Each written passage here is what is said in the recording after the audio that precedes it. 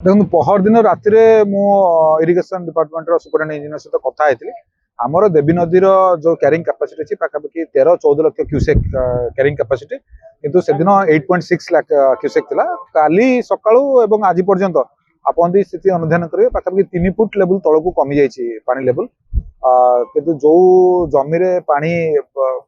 जलमग्न होता जो मान जमी बर्तमान धान तली पकड़े प्राय नष्ट हो जाए चाषी मैंने बर्तमान हंतसत विशेष भाव में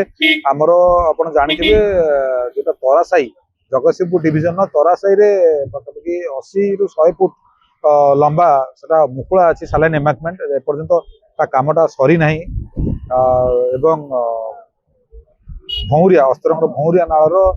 लेफ्ट एमार्कमेंट तार कामटी जो एक्जिक्यूटांट करूला अधा पंथ्या भाव में छाड़ी चली जाइए तेणु अनंता पुईचांदिया गाँव लोक मान जो चाष जमी से जलमग्न और तालदार बहु लोक चाष जमी जलमग्न से बर्तमान असुविधार अच्छा सहित जो बर्तमान सार आप जानते ग्रोमर यूरिया 50 केजी पैकेट 800 ରୁ 1000 टंका चढ़ा रेट्रे ब्लैक मार्केट बिक्री होची गोटे चाषी मान बोझ उपर नलिता बिड़ा भाया होती तेणु ब्लॉक प्रशासन को जदिव आम स्मारक पत्र देचु